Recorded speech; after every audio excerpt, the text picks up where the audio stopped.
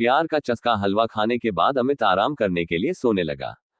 उसे सोते हुए देखकर फिर रंभा का दिल उसके साथ सोने के लिए मचल उठा।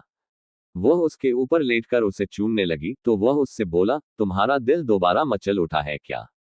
तुमने मुझे प्यार का चस्का जो लगा दिया है। रंभा ने अमित के कपड़ों को उतारते हुए कहा।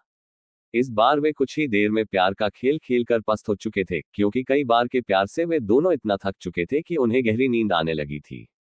शाम को जब रंभा के माँ बाप अपने खेतों से घर लौटे तो अमित को देखकर खुश हुए। रंभा भी उसकी तारीफ करते नहीं थक रही थी। वह अपने माँ बाप से बोली, अब मैं अमित के साथ रहकर ही शहर में अपनी पढ़ाई पूरी करूंगी। उद्धरण उद्धरण। ये सुनकर उसके पिताजी बोले, तुम कल ही इसके साथ शहर चली जाओ। वहां पर खूब दिल लगाकर पढ़ाई करो। जब तुम कुछ पढ़ लिख जाओगी तो तुम्हें कोई अच्छी सी नौकरी मिल जाएगी। तुम्हारी जिंदगी बन जाएगी। उद्धरण उद्धरण। फिर किसी अच्छे घर में इसकी शादी कर देंगे। आजकल अच्छे घरों के लड़के पढ़ी लिखी बहू चाहते हैं, रंभा की मां ने कहा। तो अमित बोला, मैं दिन रात इसे पढ़ाकर इतना ज्यादा होशियार बना दूंगा कि फिर यह अच्छे पढ़े लिखों पर भारी पड़ जाएगी। उद्धरण उद्धरण। रंभा की मां ने अमित के लिए खाने को अच्छे पकवान बनाए। खाना खाने के बाद बातें करते हुए उन्हें जब रात के 10 बज गए तब उसके सोने का इंतजाम उन्होंने ऊपर के कमरे में कर दिया।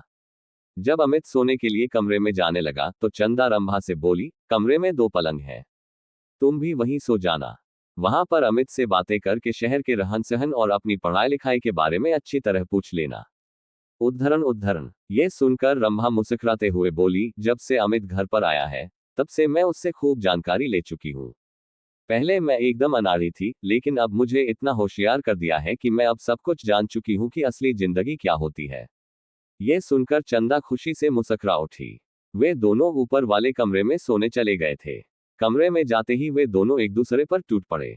शहर में आकर अमित ने रंभा के लिए नए फैशन के कपड़े खरीद दिए, जिन्हें पहनकर वह एकदम फिल्म हीरोइन जैसी फैशनेबल हो गई थी। अमित ने एक कॉलेज में उसका एडमिशन भी करा दिया था। जब उनके कॉलेज खुले तो अमित ने अपने कई अमीर दोस्तों से उसकी दोस्ती करा दी, तो रंभा ने भी अपनी कई सहेलियों से अमित की दोस्ती करा दी। गांव की सीधी सादी रंभा शहर की जिंदगी में ऐसी रम गई थी कि दिन में अपनी पढ़ाई और रात में अमित और उसके दोस्तों के साथ खूब मौज मस्ती करती थी। जब रंभा शहर से दूसरी लड़कियों की तरह बनसंवर कर अपने गांव जाती तब सभी लोग उसे देखकर हैरान रह जाते थे। उसे देखकर उसकी दूसरी सहेलियां भी अपने माँ बाप से उसकी तरह शहर में पढ़ने की जिद करके शहर में ही पढ़ने लगी थी। अब अमित उसकी गांव की सहेलियों के साथ भी मौज मस्ती करने लगा था। उसने रंभा की तरह उनको भी प्यार का चस्का जो